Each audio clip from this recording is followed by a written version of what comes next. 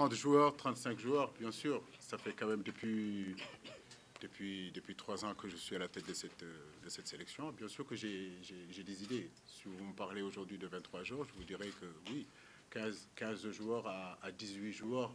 Aujourd'hui, on peut dire qu'il y a une possibilité si ils ont une bonne santé, s'il ne leur arrive rien du tout, s'ils continuent à être performants à leur club, on peut dire qu'on a 18 joueurs aujourd'hui qui sont capables d'aller à la Coupe du Monde.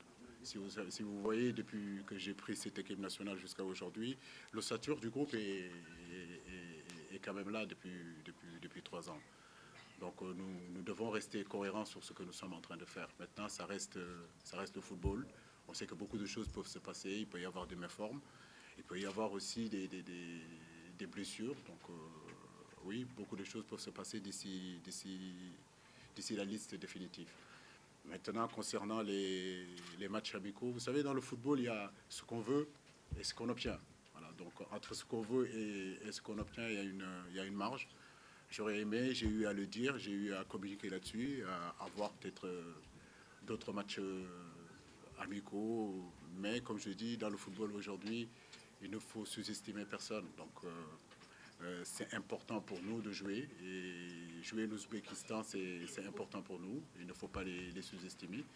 La Bosnie fait partie des meilleurs en Europe aussi. Il ne faut pas les sous-estimer. On a tendance à penser que si on ne joue pas la France, l'Angleterre, l'Espagne, les gros de ce monde-là, que nos matchs n'ont pas de saveur ou bien que nos matchs n'ont pas d'intérêt. Moi, je dirais que tout match a intérêt, tout match a un saveur et je crois que ce qui est important, c'est de jouer.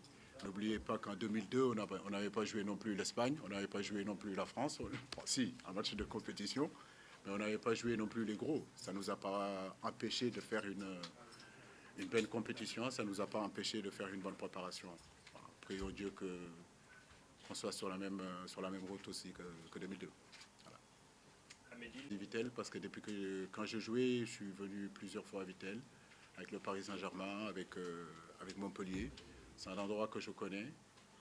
Bon, voilà, c'est la France aussi, ça nous permet aussi, parce qu'on a un peu plus de réseau là-bas, sur le plan médical. Donc nous n'allons pas en tout cas à l'inconnu. C'est un endroit qu'on connaît, c'est un endroit qui a l'habitude de recevoir des grandes équipes. C'est un endroit qui a l'habitude du football professionnel, donc on ne sera pas dépaysé. Toutes les conditions, en tout cas, sont réunies pour pouvoir jouer. Donc, de ne pas trop se déplacer. Notre premier match, nous jouons le Luxembourg. Le Luxembourg et Vittel, c'est maximum 2 heures de temps. Ça nous permet, de notre premier match de préparation, de pouvoir jouer là-bas. Et après, d'enchaîner vers la Croatie et puis finir notre troisième match, Inch'Allah, si Dieu le veut, en Russie, pour éviter, si vous voulez, tous ces longs déplacements. Parce que je pense que moins on se déplacera, mieux ce sera. Et on emmagasinera en tout cas un maximum d'énergie pour préparer notre premier match contre la Pologne.